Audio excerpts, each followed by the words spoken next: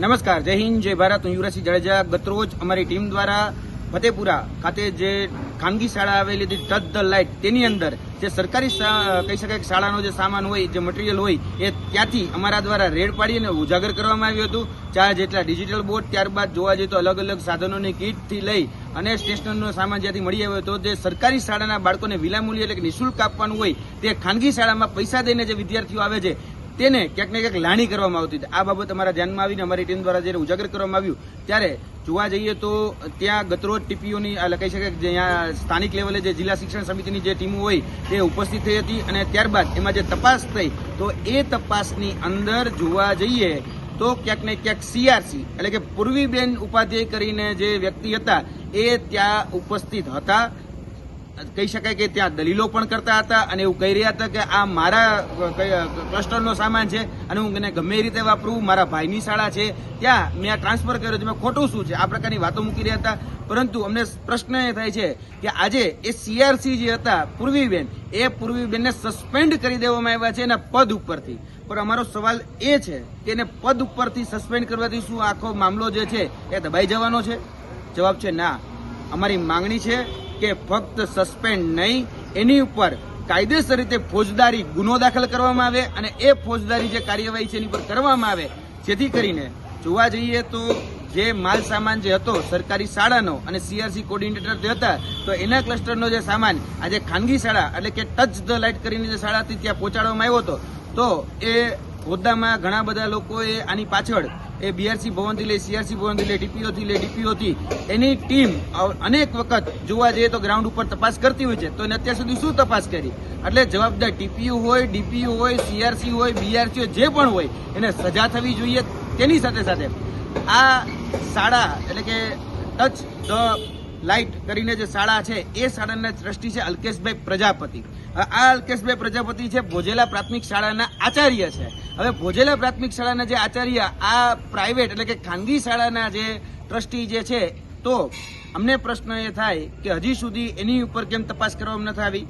વાત બીજી, હજી સુધી ટચ ધ લાઇટ કરીને જે શાળા છે એના સીસીટીવી શા માટે જપ્ત કરવામાં નથી આવ્યા? શા માટે અને કોના ઈશારે આ જે કહી શકાય અલ્કેશ પ્રજાપતિ કે એના જેવા બીજા જે અન્ય ટ્રસ્ટીઓ જે છે એને બચાવવામાં આવી રહ્યા છે? અહીંયા ફોજદારી ગુનો શા માટે નોંધવાનો હતો? કારણ કે આ માલ સામાન છે એ ચોરી કરેલો હતો અને ચોરી કરી અને પોતાની ખાનગી શાળામાં ક્યાંક મૂકવામાં આવેલો હતો. એ અમારા ધ્યાનમાં અમે ઉજાગર કર્યું. તો હવે ક્યાંક ને ક્યાંક એસઆઈટીની રચના કરી ભીનું સંકેલો સમિતિ એ લાવવામાં આવી હોય એવું મને સ્પષ્ટપણે લાગી રહ્યું છે. એટલે ભીનું સંકેલો સમિતિનો અમે વિરોધ કરીએ છીએ. આમાં કાયદેસરની કડક કાર્યવાહી થાય અને ફોજદારી ગુનો દાખલ કરવામાં આવે. જે પણ જવાબદાર હોય એને જેલના સળિયા દેખાડવામાં આવે. ફક્ત સસ્પેન્શન નહીં, ક્યાંક ને ક્યાંક ટર્મિનેટ કરવાની જરૂરિયાત પડે તો એને ટર્મિનેટ પણ કરવા જોઈએ. જે એના પાછળ જવાબદાર જે બીઆરસી, સીઆરસી, ડીપીઓ જેની ફરજ હતી એ સ્થળ ઉપર મુલાકાત લઈને માલ સામાન છે કે એને ચેક કરવાની, તો એ આટલા વર્ષથી કરી શું રહ્યા હતા? કારણ કે 2023-24ની જે કીટો હોય, 2023-24નો જે સામાન હોય એ અત્યારે ડિજિટલ બોર્ડના સ્વરૂપમાં પણ તમે શાળામાં જોયો હશે. તો હજી સુધી આ 3 વર્ષની અંદર જે અધિકારીઓ હતા એ અધિકારીઓની ભૂમિ પણ શંકામાં છે. કારણ કે એને ક્યાંક ને ક્યાંક વહીવટ કર્યો હોય, ક્યાંક કુંડળીમાં ગોળ ભાંગ હોય તો જ આવું બની શકે. એટલે અમારી આ માધ્યમથી માંગણી છે કે જે પણ જવાબદાર હોય એની પર ફોજદારી ગુનો દાખલ કરવામાં આવે અને જેલના સળિયા દેખાડવામાં આવે. અલ્કેશ પ્રજાપતિ જેવા જે લોકો જે છે, જે કહી શકાય કે સરકારી શાળામાં ક્યાંક આચાર્ય છે અને આમાં ટ્રસ્ટી પણ રહેલા છે, તો એની પણ ઉલટ તપાસ કરવામાં આવે. અને સીસીટીવી જે છે આ ટચ ધ લાઇટ સ્કૂલના એ કેટલી વખત અલ્કેશ પ્રજાપતિ સરકારી શાળાના સમયની અંદર આ પોતાના ટ્રસ્ટમાં પોતાની જે ખાનગી શાળા છે ત્યાં આવી અને ફરજ બજાવતા હતા એ પણ ચેક કરવામાં આવે. એટલે હજી સુધી સીસીટીવી જપ્ત કરવામાં નથી. એવા માંગણી કરીએ છીએ કે ફક્ત સામાન જે છે એ અત્યારે જપ્ત કરીને સીલ કરવામાં આવેલો છે. આ સામાન જપ્ત કરી કશું નથી કરવું છે. આના સામાન ત્યાં સુધી પહોંચાડનાર કોણ એની તપાસ જો થશે તો જ ક્યાંક ને ક્યાંક આ જે બધી જે પ્રક્રિયાઓ જે છે અટકશે. બાકી નહીતર ભીનું સંકેલાઈ જશે. તો ઘણી બધી શાળાઓ ગુજરાતની એવી છે જે આ પ્રકારે વહીવટ કરી રહી છે. સલરાના જે કોર્ડિનેટર હતા એટલે કે સીઆરસી જે હતા એ પૂર્વીબેન ઉપાધ્યાય હતા. એ પૂર્વીબેનને જે સસ્પેન્ડ કરવામાં આવ્યા છે, પરંતુ ત્યાં ચાલતી એક ઉત્તર બુનિયાદી શાળા હતી. જ્યારે આજે રાજ્ય સરકારની શિક્ષણ વિભાગની ટીમ જ્યારે સ્થળ ઉપર પહોંચે છે ત્યારે એ સ્થળ ઉપર જોવા જઈએ તો બાળકો આજે દેખાડવામાં એટલે કે ઉપજાવી કાઢવામાં આવ્યા.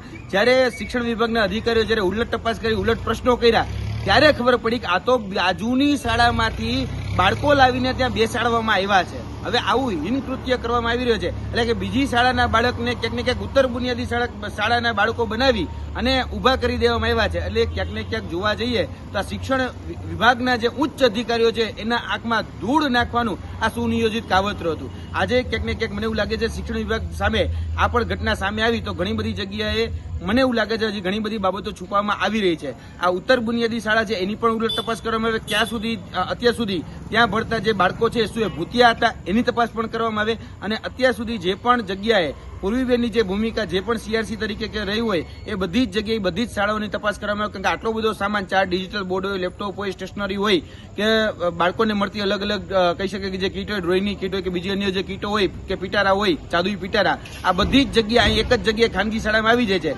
તો કેટલી શાળામાં ત્યાં બધું ભેગું કરવામાં આવ્યું છે એની તપાસ થવી જોઈએ. કારણ કે આ જે છે એ સરકારી શાળા અને સરકારી માલ સામાનની ચોરી છે. એટલે ક્યાંક ને ક્યાંક આ સરકારી તિજોરી ઉપર ક્યાંક ને ક્યાંક તડાપ મારવામાં આવી છે. એટલે આ બિલાડીના દૂધના રખોપાની ક્યાંક ને ક્યાંક આપણે જે જવાબદારી સોંપી હતી એ બિલાડા ઉપર પણ કાર્યવાહી થવી જરૂરી છે. સસ્પેન્શન નહીં, ટર્મિનેટ કરવામાં આવે એવી મારી માંગણી છે.